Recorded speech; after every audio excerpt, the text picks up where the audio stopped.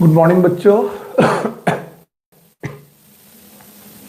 सो हम लोग regular classes में अपने टॉपिक बायोलॉजिकल क्लासिफिकेशन की तरफ आगे बढ़ रहे हैं और हम लोग पढ़ चुके हैं बेटा 5 किंगडम क्लासिफिकेशन के अंडर में मोनेरा, और अब हम लोग पढ़ रहे हैं प्रोटिस्टा के बारे में। तो इसके पिछली वाली क्लासेस में हम लोगों ने प्रोटिस्टा क्या होते हैं उनके बारे में जानने की कोशिश की थी कि कैसे प्रोटिस्टा जो है उन्हें हम लोग refugee of the plant kingdom मानते हैं, या रिफ्यूजी ऑफ द 5 किंगडम, या किसी भी 5 किंगडम में रिफ्यूजी की तरह मानते हैं। उनमें यूनिसेलुलर यूकैरियोटिक लोग हैं, ठीक है। और हमने ये भी देखा था कि प्रोटिस्टा के अंदर 5 कैटेगरी के लोग आते थे और 5 कैटेगरी को एक एक करके डिफाइन कर रहे थे। पहली हमारी जो कैटेगरी थी इनको बोला गया था क्राइसोफाइटा। दूसरी कैटेगरी थी जिनमें हम लोगों ने बोला था डाइनोफ्लैजलेट्स।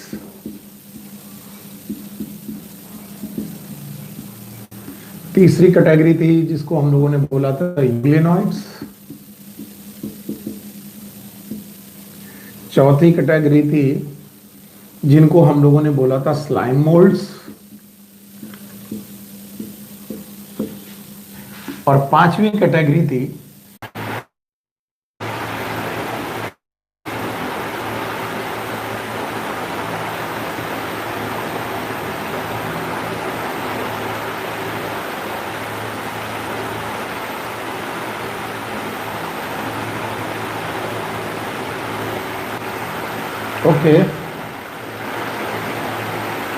It was some network problem continue, so I'm sorry very much। और ये हो जाता है, ये मेरे कंट्रोल में नहीं है, पहले भी कई बार बोल चुका हूँ, it is not in my control, so I am very much sorry. ठीक है।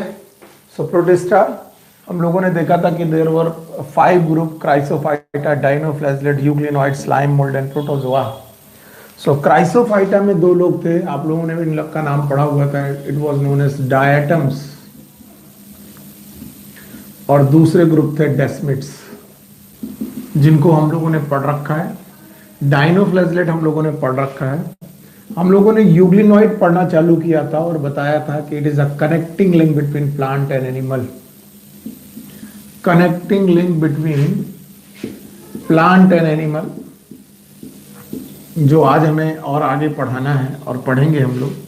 इसके बाद हम लोगों ने स्लाइम मोल्ड पढ़ा था, it is fungi like protista. ये एक फंजाई लाइक प्रोटिस्टा है। And protozoa it is animal like protista.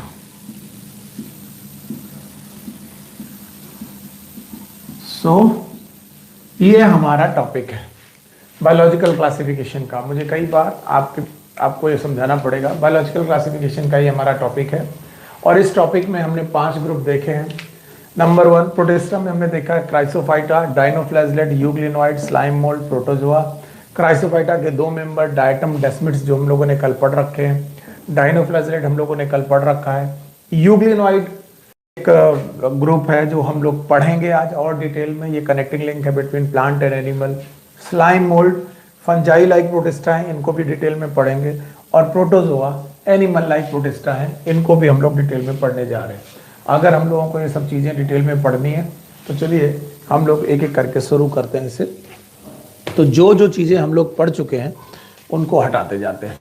चलिए क्राइसोफाइटा और डाइनोफ्लैजलेट पढ़ चुके हैं पिछली क्लासेस में, वो हम लोग देख लेंगे। Now the euglenoid. यूग्लिनॉइड को हम लोग डिटेल में पढ़ने की कोशिश करते हैं। चलिए, यूग्लिना हमारा नेक्स्ट टॉपिक है और द यूग्लिनॉइड्स याद रखेंगे। यूग्लिनॉइड के बारे में खास बात है, ये भी एक्वेटिक एंड बेटा एक्वेटिक ऑर्गेनिज्म है। इनको भी हम लोग पानी वाले ऑर्गेनिज्म मानते हैं, एक्वेटिक ऑर्गेनिज्म मानते हैं। और इन एक्वेटिक ऑर्गेनिज्म की खास बात यह है कि जहां पर भी ये रहते हैं वो पानी या तो फ्रेश वाटर हो सकता है, most of the time it is fresh water, and some time it is marine. Marine का मतलब है ये समुद्री खारे पानी में भी रह सकते हैं, तो फ्रेश वाटर में भी रह सकते हैं, मरीन वाटर में भी रह सकते हैं, दोनों तरीके के वाटर में रह सकते हैं। जब आप इनका स्ट्रक्चर देखेंगे जब आप इनका स्ट्रक्चर देखेंगे कि भाई ये कैसे दिखते हैं, तो आपको ये इलोंगेटेड बॉडी के कुछ ऑर्गन की तरह दिखते हैं, लाइक दिस।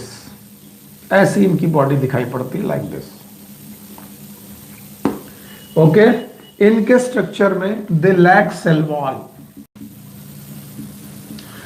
ये सेल वॉल नहीं रखते। सेल वॉल नहीं रखते तो फिर इनकी बॉडी वॉल का नाम क्या है? यस, मैं बताऊंगा।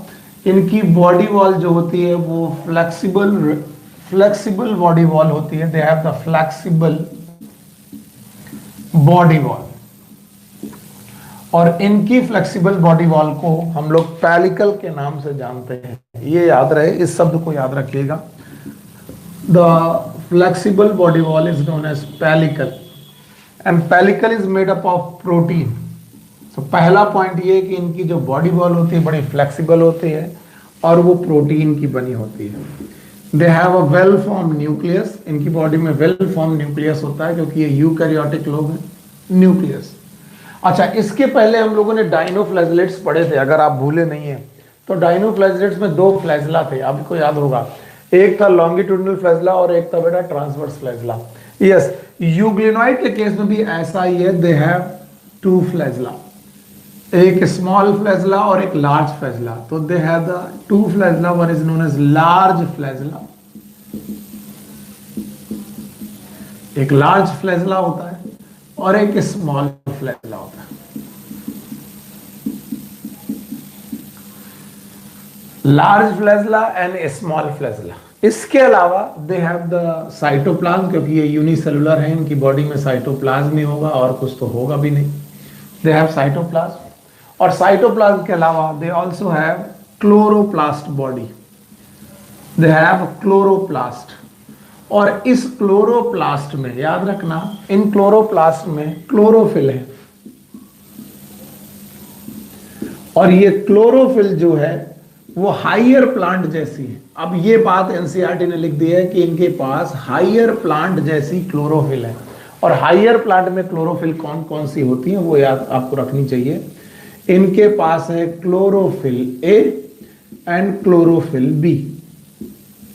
दे have chlorophyll A and chlorophyll B. जैसे हाइयर प्लांट में क्लोरोफिल ए और क्लोरोफिल बी होता है, वैसे इनके पास भी क्लोरोफिल ए और क्लोरोफिल बी होता है। और अगर क्लोरोफिल है भाई, तो याद रखना दे कैन परफॉर्म फोटोसिंथेसिस, और अगर ये फोटोसिंथेसिस परफॉर्म कर सकते हैं तो प्रकाश संश्लेषण करने के लिए जो कर सकता है, that have the plant like character. यानी कि इनके पास जो कैरेक्टर है वो प्लांट जैसा कैरेक्टर। कौन सा कैरेक्टर है? कोई पूछे ये प्लांट जैसा कैरेक्टर कैसा है, तो आप बोलोगे कि सर प्लांट जैसा कैरेक्टर इनमें ये है कि ये फोटोसिंथेसिस कर लेते हैं। जैसे हाइयर प्लांट फोटोसिंथेसिस कर लेते हैं, तो ये फोटोसिंथेसिस करते हैं। वन थिंग मोर, कि जब भी सनलाइट होगी, तो पहली बात तो मैं प्लस का साइन लगा रहा हूं कि अगर सनलाइट हुई दे परफॉर्म फोटोसिंथेसिस, ये फोटोसिंथेसिस करेंगे। But in absence of sunlight, sunlight की अब्सेंस में क्या करेंगे? मान लीजिए ऐसी जगह पर हैं जहां पर सनलाइट नहीं पहुंच रही, तो भगवान ने इनको दो फ्लैजला दिए, एक लार्ज फ्लैजला और एक स्मॉल फ्लैजला। लार्ज फ्लैजला इन्हें लोकोमोशन के काम आता है, मैं पहले से बता चुका हूं। दो फ्लैजला थे, एक लार्ज फ्लैजला, इनको लोकोमोशन के काम आता है। और इनका जो स्मॉलर फ्लैजला और लार्जर फ्लैजला दोनों हैं, ये मिलकर के फूड कैप्चर में काम आता है। फूड कैप्चर यानी ये खाने को पकड़ते हैं। अब आपका दिमाग घूम गया होगा कि सर जब ये फोटोसिंथेसिस कर लेते हैं तो ये तो अपना खाना खुद बना लेते हैं, तो इन्हें फूड पकड़ने की जरूरत नहीं है। बस यही खास बात है कि ये फोटोसिंथेसिस कर लेते हैं प्लांट की तरह।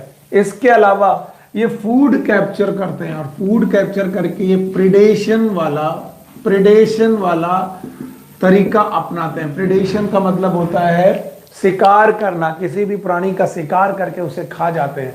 और अगर ये प्रिडेशन कर लेते हैं, शिकार कर लेते हैं, याद रखना, तो ये 5 स्टेप करेंगे। Number 1 is known as ingestion. Ingestion का मतलब है खाने को निगलना, इंजेशन। इसके बाद ये करेंगे डाइजेशन। डाइजेशन का मतलब है खाने को पचाना। अब आप अपने आप को देखिए, इंजेशन, डाइजेशन। इसके बाद ये करेंगे एब्जॉर्प्शन। एसिमिलेशन, खाने को अपनी बॉडी में एसिमिलेट करना, और इसके अलावा इजेशन, खाने को बॉडी के बाहर फेंक देना। तो 5 स्टेप हो गए, ingestion, digestion, absorption, assimilation and egestion. और इस तरीके का फूड टेकअप कहलाता है होलोजोइक। ये शब्द मत भूलिएगा, होलोजोइक न्यूट्रिशन। होलो मतलब टोटल, जोइक मतलब एनिमल। तो याद रखना, holozoic nutrition total animal like होता है। तो इनके पास एनिमल लाइक बेटा कुछ कैरेक्टर होते हैं। तो अभी मैंने हटाया नहीं है।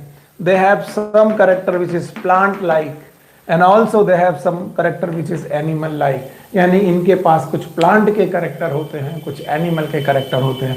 एंड दैट्स वाई यूग्लिना और यूग्लिनॉइड, यूग्लिना इनका मेंबर है, it is a connecting link between plant and animal. और इसीलिए हम लोग पढ़ते हैं कि यूग्लिना एक कनेक्टिंग लिंक है between plants and animals. Plants और एनिमल के बीच में ये एक कनेक्टिंग लिंक है, और यही बार बार मैं कल से पढ़ा रहा हूं। तो अब आप देखते जाइए और बताइए कि यूग्लिनॉइड्स को हम लोग कैसे डिफाइन करेंगे। पहला पॉइंट था जो आपके सामने मैंने रखा कि ये एक एक्वाटिक प्राणी है। एक्वाटिक मतलब पानी में रहने प्राणी है, और एक्वाटिक प्राणी 2 जगह पर रह सकते हैं, फ्रेश वाटर में भी और मरीन वाटर में भी। फ्रेश वाटर और मरीन वाटर दोनों जगह पर रहने के बाद फिर इनकी बॉडी का स्ट्रक्चर देखा गया। बॉडी का स्ट्रक्चर में तुमने देखा इनके पास जो सेल वॉल है वो अब्सेंट है, सेल वॉल नहीं है। तो सेल वॉल नहीं है तो दे लैक सेल वॉल। उसकी जगह पर क्या है, फ्लेक्सिबल बॉडी वॉल है। सेल वॉल की जगह पर फ्लेक्सिबल बॉडी वॉल है। उस फ्लेक्सिबल बॉडी वॉल का नाम पेलिकल है, और ये पेलिकल प्रेजेंट बनी हुई है बेटा प्रोटीन से। प्रोटीन से बनी होने की वजह से ये फ्लेक्सिबल है, और बड़ी जरूरी है फ्लेक्सिबल।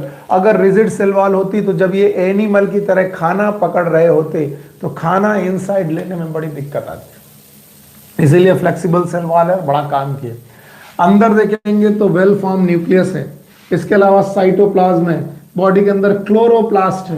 क्लोरोप्लास्ट में क्लोरोफिल है, जैसे हाइयर प्लांट की क्लोरोफिल हो वैसी क्लोरोफिल है, chlorophyll A and chlorophyll B. और अगर क्लोरोफिल है याद रखना वो फोटोसिंथेसिस, प्रकाश संश्लेषण प्रक्रिया करेंगे, और फोटोसिंथेसिस करेंगे तो अपना खाना खुद बनाएंगे, और अपना खाना खुद बनाने लगे तो वो प्लांट जैसी एक्टिविटी शो करेंगे। ओके, इसके अलावा इनके पास 2 फ्लैजला हैं, एक लार्जर फ्लैजला और एक स्मॉलर फ्लैजला। लार्जर फ्लैजला इनके लोकोमोशन के काम आएगा, और स्मॉलर फ्लैजला और लार्जर फ्लैजला दोनों मिलकर के फूड कैप्चर के काम आएंगे।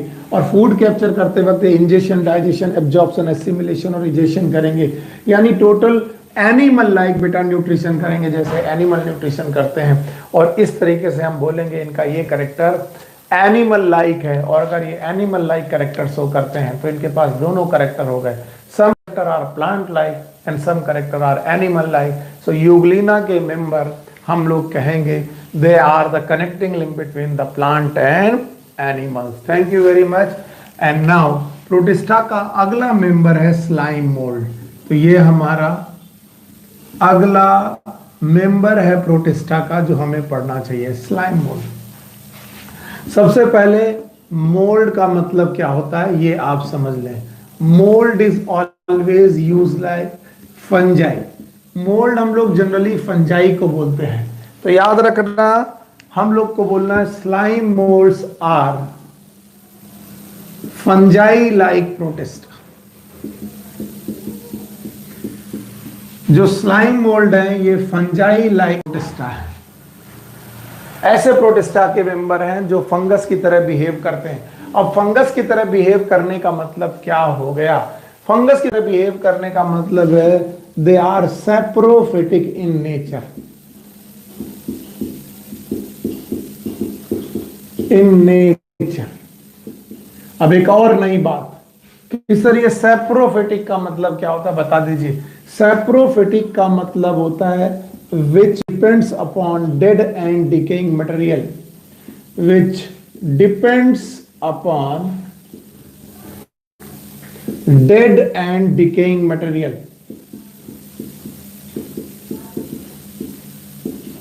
ऐसे मेंबर जो डेड और डिकेइंग मटेरियल के ऊपर डिपेंड रहते हैं या उसी के ऊपर ग्रो करते हैं, याद रखना they are non chlorophyllous. Slime mould का मतलब है इनमें क्लोरोफिल नहीं होगी, क्लोरोफिल होती तो ये एल्गी जैसे होते। They are non chlorophyllous, they depend upon dead and decaying material. तो आपको पहले इनका हैबिट एंड हैबिटेट समझना चाहिए। जब भी कोई पूछे कि स्लाइम मोल्ड कहां पर मिलेंगे और कैसे मिलेंगे, तो आप उन्हें बताइए कि हैबिट एंड हैबिटेट में वो कहां मिलेंगे। They grow upon dead and decaying body, कोई सड़ी गली बॉडी पर ग्रो करते हैं, which have large organic content.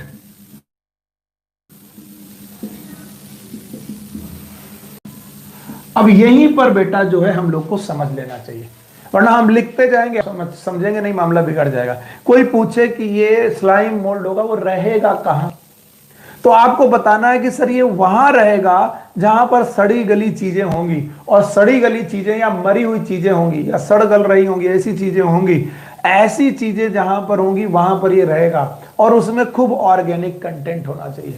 हम लोग कहीं ना कहीं, हम सब के सब गांव से रिलेटेड है, और अगर हम गांव से रिलेटेड है तो हम देखते हैं लकड़ी के लट्ठे।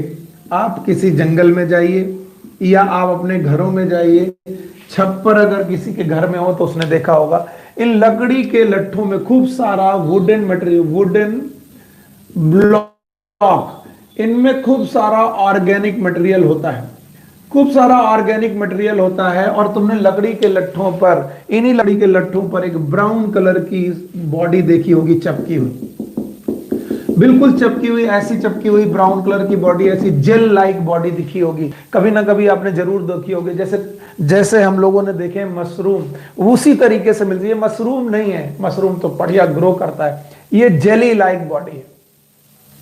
तो they have jelly like body, growing upon organic material.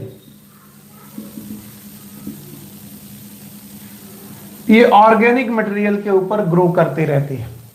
याद रखना, इस जेली लाइक बॉडी में there is no cell wall, और अगर इसके पास सेल वॉल नहीं है तो ये मूवमेंट में फ्लेक्सिबल है, यानी इसकी शेप फ्लेक्सिबल होगी। तो दे हैव फ्लेक्सिबल शेप,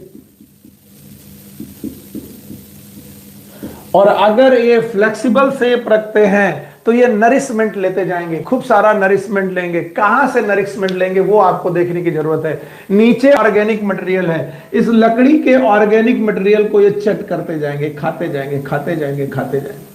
सो ये ऑर्गेनिक मटेरियल को खाते जाएंगे, और ऑर्गेनिक मटेरियल को खा करके अपनी बॉडी का साइज बढ़ाते जाएंगे। कौन सी बॉडी का size? That body is known as jelly like body. अब आप इस जेली लाइक बॉडी को ध्यान से देखने की कोशिश करें। जब आप इस जेली लाइक बॉडी को ध्यान से देखेंगे तो आपको देखा पड़ेगा कि this jelly like body is growing body, growing body है, ये कॉन्टिन्यूअस ग्रो करती जा रही है। तो आप कहेंगे सर कैसे ग्रो करती जा रही है? नीचे से नरिशमेंट मिलता जा रहा है। नीचे कौन? जिसके ऊपर ये ग्रो कर रहे हैं, और ये किसके ऊपर ग्रो कर रहे हैं? किसी ऑर्गेनिक मटेरियल के ऊपर ग्रो कर रहे हैं। मान लो लकड़ी के लट्ठे के ऊपर ग्रो कर रहे हैं, तो लकड़ी के लट्ठे से ऑर्गेनिक मटेरियल ले करके अपनी बॉडी को ग्रो करते जाते हैं, और इनकी ये ग्रोइंग बॉडी कहलाती है प्लाज्मोडियम। ये शब्द याद रखिएगा, प्लाज्मोडियम। और इस प्लाज्मोडियम को हम लोग वेजिटेटिव बॉडी कहते हैं। वेजिटेटिव बॉडी, वो बॉडी जो केवल वेजिटेटिव फंक्शन करती है, रिप्रोडक्शन नहीं करती। The body which perform only vegetative function, not perform, it never perform reproduction. ऐसी बॉडी जो केवल अपनी ग्रोथ बढ़ाती जाए, वेजिटेटिव फंक्शन करती जाए, ऐसी बॉडी को हम लोग प्लाज्मोडियम बोलते हैं। याद रखना, इनमें सेल वॉल दिखाई नहीं पड़ती बहुत ज्यादा, और इसलिए एवर ग्रोइंग बॉडी होती है, नॉन क्लोरोफिलस होती है। इस बॉडी को हम लोग प्लाज्मोडियम बोलते हैं। अब ध्यान सुनिए, ये जहां रहते हैं उस हैबिटेट में होना चाहिए मॉइस्चर। ये मॉइस्ट प्लेसेस में रहते हैं। They live upon the moist places, shady places, छायादार जगह पर रहते हैं, धूप में नहीं रहते। मॉइस्ट वाली प्लेस पे रहते हैं, ऐसी जगह पर जहां पर पानी होगा ऐसी प्लेस पे रहेंगे। मॉइस्ट और सैडी प्लेस में रहने की वजह से ये लोग हर उस जगह पर रहेंगे जहां पर पानी थोड़ा ज्यादा होगा, ऑर्गेनिक मटेरियल ज्यादा होगा और छायादार होगा। आजकल का मौसम, बरसात का मौसम इनके लिए बहुत बढ़िया है ग्रो करने के लिए। क्यों? क्योंकि बरसात के मौसम में मॉइस्चर की कमी नहीं, एनवायरनमेंट में खूब सारा मॉइस्चर है, चारों तरफ मॉइस्चर ही मॉइस्चर है। सैडी प्लेसेस में लकड़ियों के ऊपर, लकड़ी के लट्ठों के ऊपर ये धीरे धीरे जेली लाइक ग्रो करते हैं, इनमें जेली लाइक बॉडी होती है, धीरे धीरे ग्रो करते हैं।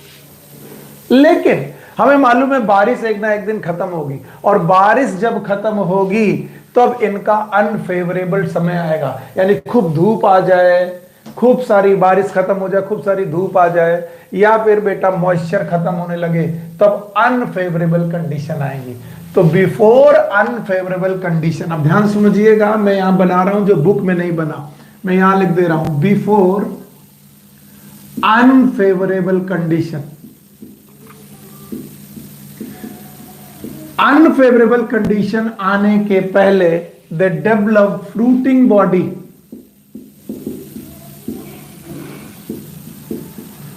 फ्रूटिंग बॉडी, ये अपनी प्लाज्मोडियम में फ्रूटिंग बॉडी डेवलप करते हैं, and the fruiting body is like this. और एडवर्स कंडीशन में जब ये फ्रूटिंग बॉडी डेवलप करते हैं तो इन फ्रूटिंग बॉडीज पर निकलते हैं स्पोर्स। क्या निकलते हैं? स्पोर्स। इन फ्रूटिंग बॉडी से बनते हैं स्पोर्स। ओके, और इन फ्रूटिंग बॉडी से जब स्पोर्स निकलते हैं, the spores having the true cell wall, मैं पहले से बता दूं, these spores have true cell wall.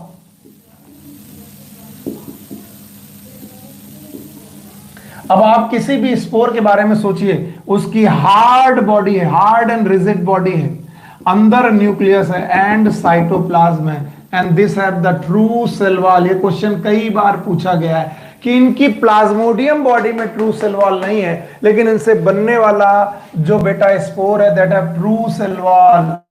और ये ट्रू सेल वॉल वाला जो स्पोर है बेटा, ये हवा में उड़ता है, एयर करंट में उड़ता है। ये एयर करंट में उड़ जाता है, एयर करंट, गर्मियों में या धूप में ये एयर करंट में उड़ता है। और जब ये एयर करंट में उड़ता है तो यहां से हजारों स्पोर उड़ते हैं, सोचो बहुत हजारों स्पोर उड़ रहे हैं, और ये हजारों स्पोर उड़ करके जमीन पर गिरते हैं। कुछ स्पोर बेटा जमीन पर गिरते हैं जहां ऑर्गेनिक मटेरियल ना हो, वो मर जाएंगे, खराब हो जाएंगे।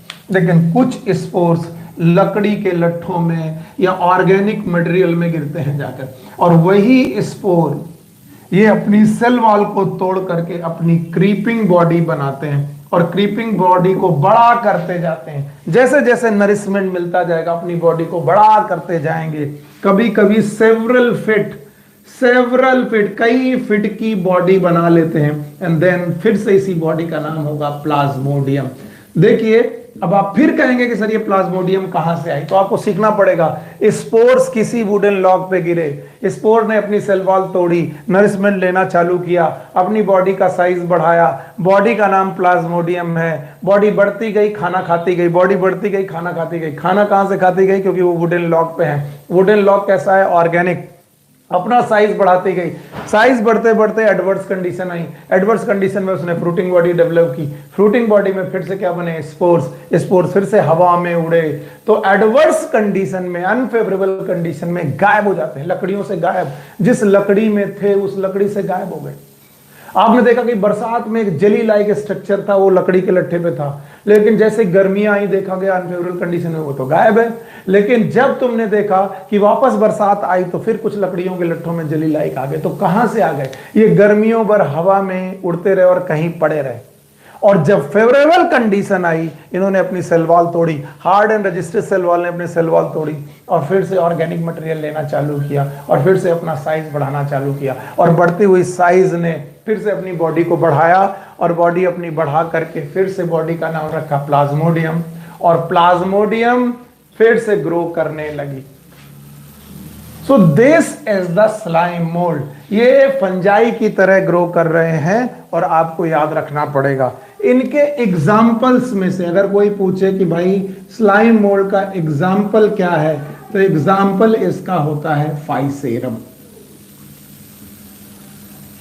अच्छा, एक बात और मैं देख रहा हूं पिछले कई दिनों से, कई बार मैं ये चीज नोट करता हूं कि आप लोग क्लास को लाइव सेशन के दौरान अटेंड नहीं करना चाहते हैं। तो फिर मैं लाइव सेशन करूं क्यों? One thing. दूसरा, ये पढ़ाई कोई इंटरटेनमेंट की चीज नहीं, मैं पहले से बोल दूं। इसमें काफी मेहनत करनी पड़ती, मगजमारी करनी पड़ती, सोचना पड़ता है। ये केवल मेरा ही जिम्मेदारी नहीं कि मैं आपको समझाऊं, आपकी जिम्मेदारी भी है कि आप देखें और समझें कि क्या चल रहा है। आप लोग आते हैं, आप लोग जाते हैं, आप लाइव सेशन में आते हैं फिर गायब हो जाते हैं, आते हैं गायब हो जाते हैं, इससे कोई फर्क नहीं पड़ता। फिर आप कहेंगे आपको टॉपिक समझ में नहीं आ रहा। खैर, हम टीचर्स हम कर भी क्या सकते हैं, हमारा काम है पढ़ाना और वही हम कर रहे हैं। तो फिर से समझ लो, हमारा चौथा मेंबर है स्लाइम मोल्ड। मैंने आपको पहले से बोला, मोल्ड का मतलब ही होता है फंजाई। तो इनकी बॉडी फंजाई लाइक होती है, और फंजाई लाइक बॉडी वो होती है जो डेड एंड डिकेइंग मटेरियल पे ग्रो करे। डेड मतलब सड़ी गली चीजों पर ग्रो करे, और हमेशा स्लाइम मोल्ड सड़ी गली चीजों पे ग्रो करते हैं। अगर बोर्ड में कुछ ना हो और बिना बोर्ड में कुछ हुए आप समझ पाए कि लाइफ साइकिल क्या थी, तो आपको स्लाइम मोल्ड को आ गया। सोचिए, कहीं से एक स्पोर आ रहा, सोच के देखिए, कहीं से स्पोर आया, पता नहीं कहां से आया, लाएंगे हम लोग, फिर देखेंगे साइकिल में कहां से लाएंगे। कहीं से एक स्पोर आया, स्पोर लकड़ी के लट्ठे पे गिरा, let's suppose it is a wooden lock, इस वुडन लॉक पर गिरा, स्पोर ने अपनी सेल वॉल खत्म कर दी। सेल वॉल खत्म करने के बाद वो इस पे अटैच हो गया लाइक दिस, और इसने नरिशमेंट लेना चालू किया। कहां से लेना चालू किया? लकड़ी के लट्ठे से, और अपना साइज बढ़ाता गया। इस बॉडी का नाम है प्लाज्मोडियम। क्या नाम है? प्लाज्मोडियम। इस बॉडी का नाम है प्लाज्मोडियम। एडवर्स कंडीशन, प्लाज्मोडियम किस कंडीशन में ग्रो करेगी? फेवरेबल कंडीशन क्या है? मॉइस्चर हो, सैडी प्लेसेस हो, इनमें ग्रो करेगी। और ग्रो करते करते अचानक एक दिन अनफेवरेबल कंडीशन आया, धूप आई, मॉइस्चर कम हो गया। अब इसमें डेवलप हुई फ्रूटिंग बॉडी। क्या डेवलप हुई? Fruiting body. और इन फ्रूटिंग बॉडी से निकले स्पोर्स, स्पोर फिर से हवा में आए, हवा में आने के बाद फिर किसी ऑर्गेनिक मटेरियल में पड़े। And this should be the life cycle of the slime mould और फाइसेरम। बस इनमें क्वेश्चन कहां से बनेगा? क्वेश्चन बनेगा कि इनकी वेजिटेटिव बॉडी का नाम क्या था। आपको मालूम होना चाहिए इनकी वेजिटेटिव बॉडी का नाम। यस, क्या था इनकी वेजिटेटिव बॉडी का नाम? इनकी वेजिटेटिव बॉडी का नाम था प्लाज्मोडियम। प्लाज्मोडियम दोबारा भी हमको पढ़ने को मिलेगा, वो कब मिलेगा वो मैं देखता हूं। Now the next and the fifth is protozoa. ये पांचवा प्रोटिस्टा है। प्रोटो का मतलब होता है प्रिमिटिव, जोआ का मतलब होता है एनिमल्स,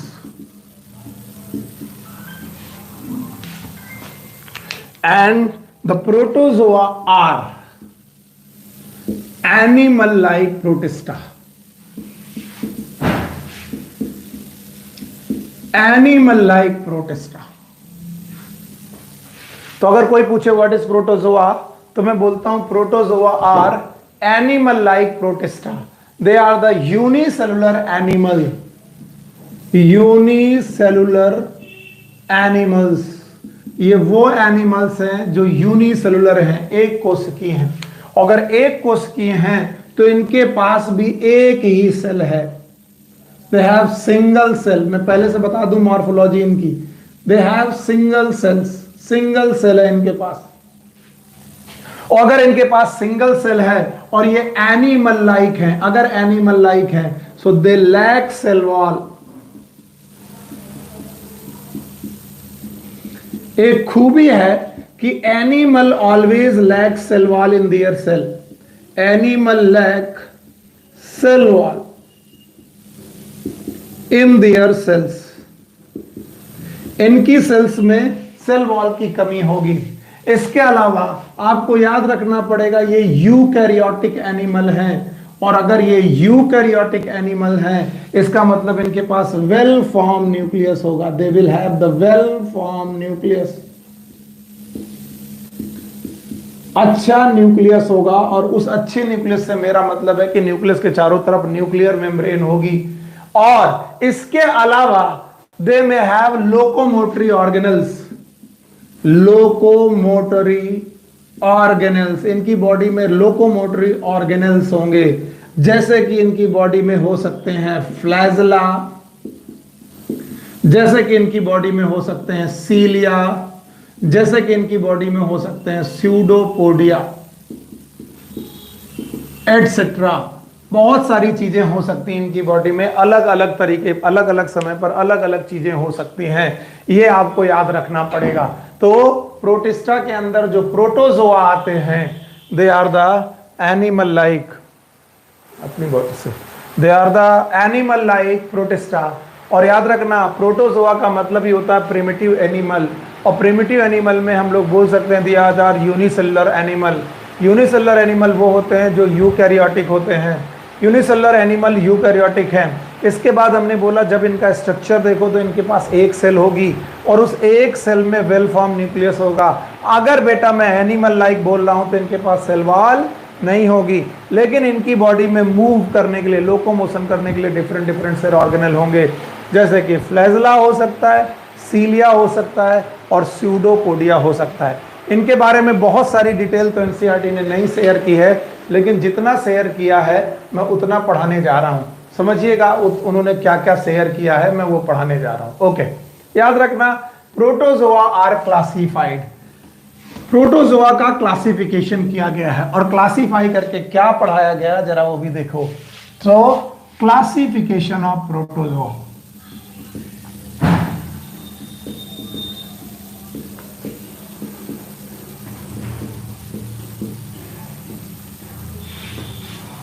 क्लासिफिकेशन ऑफ प्रोटोजोआ में आप देखेंगे कि प्रोटोजोआ का क्लासिफिकेशन किस तरीके से किया गया है और किन किन बातों पे किया गया है। याद रखना प्रोटोजोआ आर क्लासिफाइड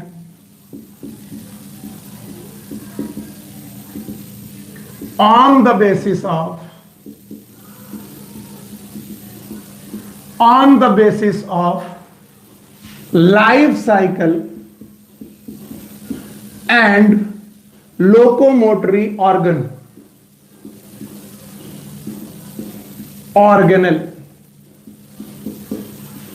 प्रोटोजोआ को लाइफ साइकिल और लोकोमोटरी ऑर्गेनल की बेसिस पर क्लासिफाई किया गया है, आप ये चीज मत भूलें। और इनके मुख्य 4 क्लासेस हैं। पहला क्लासेस है amoeboid, amoeboid protozoa, also known as sarcodina. याद रखना, ये याद रखना क्योंकि क्वेश्चन पूछा जाएगा। They are also known as sarcodina. दूसरे तरीके के हैं these are known as ciliata. तीसरे तरीके के जो है इन्हें बोलेंगे फ्लैजेलेटा। और चौथे तरीके के प्रोटोजोआ हैं जिन्हें हम लोग बोलते हैं स्पोरोजोआ। अब याद रखना अमीबॉइड के पास जो लोकोमोटरी ऑर्गन है, इनके पास जो मूव करने के लिए ऑर्गन है वो है स्यूडोपोडिया। सीलिएटा के पास जो लोकोमोटरी ऑर्गन है वो है सीलिया। मैंने पहले से बोल दिया है इनको लोकोमोटरी ऑर्गेनल्स की बेसिस पे क्लासिफाई किया गया। जिनके पास स्यूडोपोडिया है उन्हें अमीबॉइड कहा गया, जिनके पास सीलिया है लोकोमोशन के लिए उन्हें बोला गया सीलिएटा, जिनके पास फ्लैजला है लोकोमोशन के लिए फ्लैजला उन्हें बोला गया फ्लैजलेट्स और द फ्लैजलेटास। फ्लैजलेट्स इन्हें बोलते हैं फ्लैजलेट्स। और sporozoa they have no locomotory organ, इनके पास लोकोमोटरी ऑर्गन ही नहीं है। अब आप देख लें हम लोगों ने अपने प्रोटोजोआ को 4 भागों में 4 जगह पर क्लासिफाई किया and these are known as amoeboid, ciliata, flagellates और द फ्लैजलेटा और याद रखना स्पोरोजोआ। जिनके पास अमीबा जैसा स्यूडोपोडिया जैसा बेटा है उन्हें बोला गया अमीबॉइड, जिनके पास सीलिया है उन्हें बोला गया सीलिएटा, जिनके पास फ्लैजला है उन्हें बोला गया फ्लैजलेटा और जिनके पास लोकोमोटरी ऑर्गेनल ही नहीं है उनको बोला गया स्पोरोजोआ। अब एक एक करके इन चारों लोगों को समझने की कोशिश करते हैं। याद रखना प्रोटोजोआ में एक एक करके सबको समझने की कोशिश करते हैं। सबसे पहले आया अमीबॉइड। सेल वॉल तो पहले से नहीं है किसी के पास, हम याद रखेंगे ये जो अमीबॉइड लोग होते हैं they have well form nucleus, इनके पास अच्छा खासा न्यूक्लियस होता है। दे हैव साइटोप्लाज्म, इनकी बॉडी में साइटोप्लाज्म होता है। और याद रखना लोकोमोशन के लिए स्यूडोपोडिया पाए जाते हैं। स्यूडोपोडिया का मतलब है छद्म पैर, फॉल्स फीट। स्यूडो मतलब फॉल्स, पोडिया मतलब feet. They have the false feet. अब इन्हें फॉल्स फीट क्यों बोलते हैं? क्योंकि ये फीट बनते और बिगड़ते रहते हैं। ये अमीबा जैसे आगे बढ़ेगा ये फीट बनेगा, फिर ये बिगड़ जाएगा, दूसरा फीट बनेगा। तो इनकी बॉडी में फीट्स बनते और बिगड़ते रहते हैं। जो पैर बनते और बिगड़ते रहते हैं उनका कोई स्थायी स्ट्रक्चर नहीं है, वो बनते और बिगड़ने रहने की वजह से इन्हें हम लोग बोलते हैं सूडोपोडिया। याद रखना, अमीबॉइड के एग्जाम्पल में दो एग्जाम्पल बहुत इंपॉर्टेंट हैं। एक नॉर्मल अमीबा, जो आप लोगों ने सुना होगा, अमीबा नाम का एक प्राणी होता है, ये यूनिसेलुलर है। दूसरा है एंट अमीबा, एंट अमीबा हिस्टोलिटिका। और याद रखना, एंट अमीबा हिस्टोलिटिका से काफी बार क्वेश्चन पूछा है। हिस्टो मतलब टिश्यू, लिटिका मतलब तोड़ने वाला। ये एक ऐसा अमीबा है जो हमारी बॉडी में इंटेस्टाइनल टिश्यू को रप्चर करता है, और रप्चर करने की वजह से ब्लड निकलता है, और ये ब्लड पॉटी के साथ बाहर आता है पेचिस के रूप में। तो इसी वजह से हम लोग इसे बोलते हैं कि ये डिसेंट्री करता है। डिसेंट्री मतलब ये पेचिस करता है। एक बीमारी है जिसमें पॉटी के साथ ब्लड और म्यूकस बाहर आता है। तो एंट अमीबा हिस्टोलिटिका एक ऐसा अमीबा है जो हमें पेचिस करता है। ये अमीबॉइड लोगों का ग्रुप है, यानी इनका नाम है सार्कोडिना, और अमीबॉइड लोगों का ग्रुप है। तो पहला ग्रुप हो गया प्रोटोजोआ, प्रोटोजोआ का अमीबॉइड, जिनके पास सूडोपोडिया पाए जाते हैं। Okay, now the second group is known as ciliata. Ciliata, याद रखना, सीलिएटा के बारे में बोला जाता है they have cilia as a locomotory organ. याद रखना, they are slipper like animals, slipper like animalcules. बोलते हैं जैसे हमारी चप्पलें होती हैं, ठीक उस तरीके का एनिमल है ये, आपको याद रखना पड़ेगा। स्लीपर लाइक एनिमल है, और आपको याद रखना पड़ेगा अगर आप लोग ये याद रखते हैं कि स्लीपर लाइक एनिमल है, तो आपको ये भी याद रखना पड़ेगा कि इनकी पूरी बॉडी में छोटे छोटे सीलिया लाइक स्ट्रक्चर होते हैं।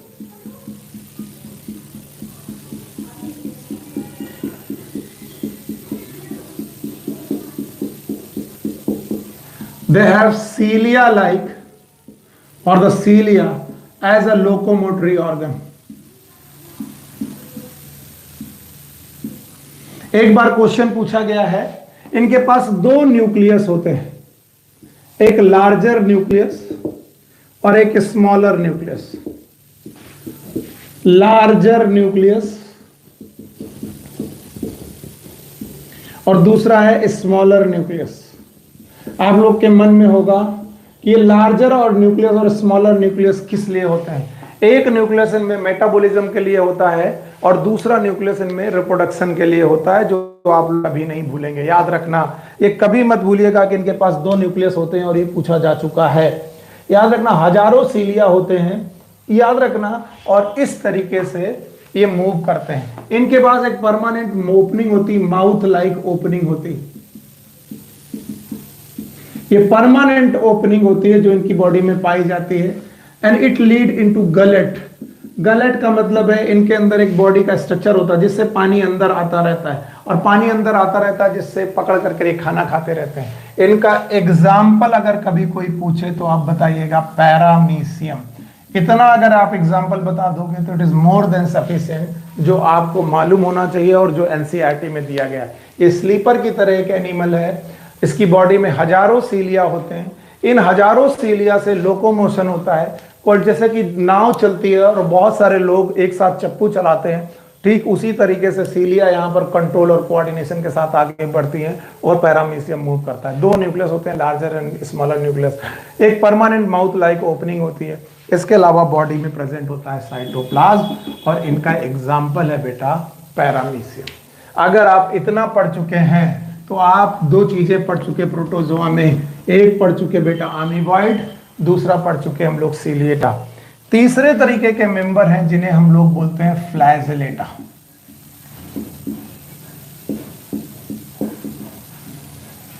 फ्लैजेलेटा are the animals which have flagella as a locomotory organ. Flagella. कई बार बच्चे पूछे सर फ्लैजला तो बैक्टीरिया के पास भी होता है, फ्लैजला तो सर यूग्लिना के पास भी होता है, फ्लैजला तो डाइनोफ्लैजलेट्स के पास भी होता है। अब जरा तीनों को याद करिए, बैक्टीरिया, यूग्लिना और इसके अलावा अभी मैंने आपको बताया फ्लैजला, डाइनोफ्लैजलेट, उन सबके पास सेल वॉल है। यहां पर जो फ्लैजला है यहां पर केवल सेल मेम्ब्रेन है, there is no cell wall. और यहां सेल वॉल क्यों नहीं है? क्योंकि ये एनिमल लाइक है। तो यहां पर फ्लैजला जो है बेटा वो सेल मेम्ब्रेन की आउटग्रोथ हो सकती है, नीचे इनमें बेसल बॉडी पाई जाती है। याद रखना, बहुत ज्यादा आपकी बॉडी, आपकी एनसीईआरटी में दिया नहीं गया है। इसके अलावा इनमें साइटोप्लाज्म पाया जाता है, न्यूक्लियस। अब याद रखना फ्लैजेलेट्स बेटा प्लूरोफॉर्मिक होते हैं, प्लूरोफॉर्म में पाए जाते हैं। ये क्वेश्चन आपकी एनसीईआरटी में नहीं है, लेकिन याद रखना हमेशा प्लूरोफॉर्म का मतलब होता है जो अपना रूप बदलते रहते हैं। यानी फ्लैजलेटा के मेंबर ऐसे होते हैं कि कभी कभी फ्लैजला रखते हैं, कभी कभी गोल हो जाते हैं विदाउट फ्लैजला और स्मॉल फ्लैजला। यानी ये दोनों एक ही बॉडी हैं, लेकिन इन्होंने अपना रूप बदल लिया। जो अपना रूप बदल ले that is known as pleuroform, which may be present in many shapes, जो कई आकारों में पाया जाए उन्हें हम लोग प्लूरोफॉर्म बोलते हैं। इनके एग्जाम्पल में सबसे बड़ा एग्जाम्पल है ट्रिपैनोसोमा, जो आप लोग नहीं बोलोगे, ट्रिपैनोसोमा। और इस ट्रिपैनोसोमा से एक बीमारी होती है, ये क्वेश्चन कई बार पूछा गया है, and it is known as sleeping sickness. Trypanosoma नाम के प्रोटोजोआ से हमारी बॉडी में ये एक बीमारी होती है जिसे बोलते हैं स्लीपिंग सिकनेस। अफ्रीका के लोगों में ये बहुत ज्यादा बीमारी होती है, अफ्रीकन्स लोगों में, क्योंकि अफ्रीकन्स लोगों में ये जो ट्रिपैनोसोमा है ये एक फ्लाई के, एक बेटा इंसेक्ट के काटने की वजह से होता है, और उसी वजह से हम लोग इसे बोलते हैं स्लीपिंग सिकनेस। ओके, तो ये हो गया फ्लैजलेटा, जिनकी बॉडी में flagella as a moving organ है। एंड नाउ लास्ट इन आखिरी चीज है जो हम लोग को प्रोटिस्टा के, यानी कि प्रोटिस्टा के प्रोटोजोआ में पढ़नी है, and the last thing is known as sporozoa. Sporozoa, they are the animals, unicellular animals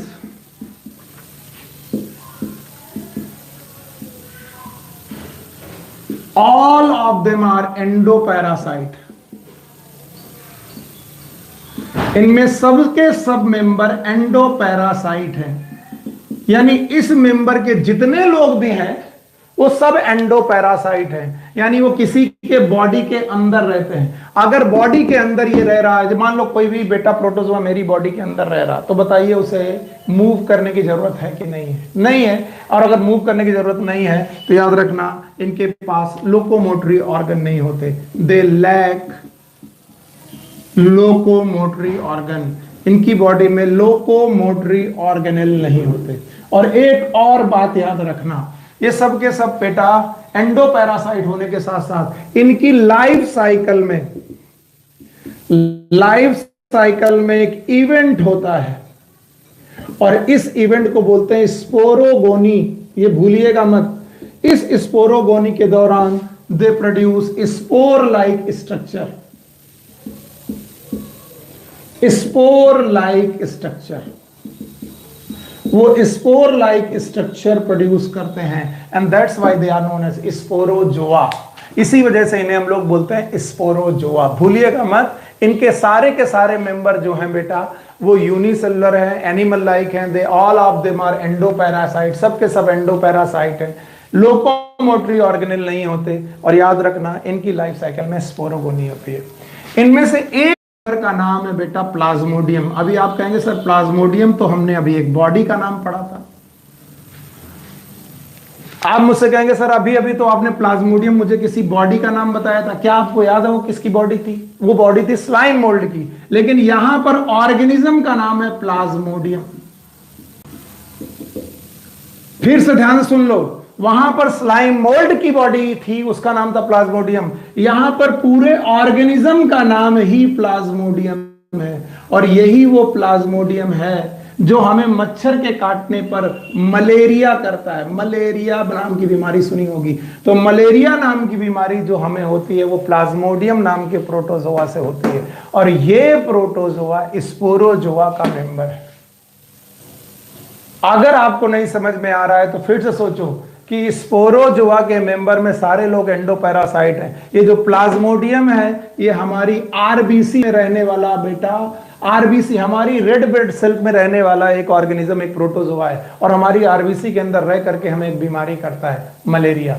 कई बच्चे इतना कंफ्यूज हो जाते हैं कि सर एक एक बात बताओ कि ये सर मलेरिया मच्छर के काटने से होता है कि प्लाज्मोडियम से होता है। तब मुझे लगता है कि आप सही से समझे नहीं। मच्छर जब हमें काटता है तो वो हमारी बॉडी में खुद तो घुसता नहीं है, वो तो काट के निकल जाता है, पर वो हमारी बॉडी में क्या छोड़ देता है, प्लाज्मोडियम। और यही प्लाज्मोडियम हमारी आरबीसी में घुस करके हीमोजोइन ग्रेन्यूल बनाता है जो हमें मलेरिया करता है। तो मच्छर के काटने से मलेरिया होता है, नो डाउट, लेकिन मच्छर मलेरिया नहीं काज करता। जब काट देता है तो हमारी बॉडी में क्या छोड़ देता है, प्लाज्मोडियम, और इससे हमें मलेरिया हो जाता है। इस तरीके से बेटा हमारे पास एक चौथा क्लास था जिसको हम लोगों ने बोला स्पोरोजोआ। अगर इसका एक चार्ट बनाओगे तो आपको रिवाइज करने में आसानी होगी और जितने भी कंफ्यूजन हो रहे, जितने लोग भी कंफ्यूज हो रहे हैं वो एक बार में सीख पाएंगे। चलिए, मैंने प्रोटिस्टा यहां पर लिखा और प्रोटिस्टा के 5 मेंबर यहां लिखे। अगर ये चार्ट आपको समझ में आ जाएगा तो बेटा आप बहुत खुश रहेंगे और आप कभी भी इसको रट्टा नहीं मारेंगे। पहला मेंबर था क्राइसोफाइटा, ठीक है। दूसरा मेंबर था डाइनोफ्लैजलेट्स, डाइनोफ्लैजलेट। तीसरा मेंबर था यूग्लिनॉइड। चौथा मेंबर था स्लाइम मोल्ड और 5वां मेंबर था प्रोटोजोआ। एक बार वीडियो चेक कर ले तो बताइए प्रोटिस्टा के कितने member, 5। Number 1 is chrysophyta, number 2 is dinoflagellate, number 3 is euglenoid, number 4 is slime mould, number 5 is protozoa. अब क्राइसोफाइटा के 2 लोग आपको याद होगा, 1 इज नोन एज डायटम्स, दूसरा नाम था डेस्मिट्स, और इन्हीं को हम लोग बोल रहे थे गोल्डन एल्गी। अगर थोड़ा बहुत भी आपको याद हो, गोल्डन एल्गी और गोल्डन ब्राउन एल्गी आपको याद होगा, यस। इसके बाद आए थे डाइनोफ्लैजलेट्स। डाइनोफ्लैजलेट में बहुत सारे एग्जाम्पल थे और एक एग्जाम्पल था ग्वाइनोलॉक्स। इसी को हम लोगों ने नाम दिया था रेड टाइड। यूग्लिनॉइड के बारे में बोला गया था प्लांट और एनिमल के बीच का कनेक्टिंग लिंक। इसका एग्जाम्पल हम लोगों ने पढ़ा था यूग्लिना, थैंक यू। और इसके बाद स्लाइम मोल्ड आया था और slime mould fungus like example, इनका एग्जाम्पल था फाइसेरम। अब आते हैं प्रोटोजोआ। प्रोटोजोआ 4 प्रकार के, अमीबॉइड, सीलिएटा, फ्लैजलेटा और स्पोरोजोआ। अब 2 प्लाज्मोडियम आते हैं, एक स्लाइम मोल्ड की वेजिटेटिव बॉडी का नाम भी प्लाज्मोडियम है, वो आप भूलेंगे नहीं। The vegetative body of slime mould, body of slime mould, इसको भी हम लोग प्लाज्मोडियम बोलते हैं। इसके अलावा भी प्लाज्मोडियम एक बार और आएगा, मैं वीडियो चेक कर लेता हूं, यस। इसके बाद अमीबॉइड का एग्जाम्पल है अमीबा, सीलिएटा का एग्जाम्पल है पैरामीशियम, फ्लैजलेटा का एग्जाम्पल है ट्रिपैनोसोमा और स्पोरोजोआ का एग्जाम्पल अगेन है प्लाज्मोडियम। और देखिए आमने सामने दोनों प्लाज्मोडियम हो गई। फाइसेरम स्लाइम मोल्ड की बॉडी का नाम प्लाज्मोडियम और स्पोरोजोआ का एक मेंबर है जिसका नाम है प्लाज्मोडियम। और इस तरीके से पूरा प्रोटिस्टा आपके सामने क्लासीफाई है। और अगर आप इसका चार्ट बना के लर्न करेंगे तो आप कभी रट्टा नहीं मारेंगे और आपके लिए हमेशा फायदे की चीज होगी। इस तरीके से मैं ये मान लेता हूं कि प्रोटिस्टा आपने कंप्लीट कर लिया। अच्छा, रही बात कई बार मुझसे बच्चों के मैसेज भी आते हैं, जिनमें से प्रतिभा जी, उनका मैसेज आया मेरे पास कि सर आप एनसीईआरटी रीड कर दिया कीजिए जब कभी कोई भी टॉपिक कंप्लीट हुआ करेगा।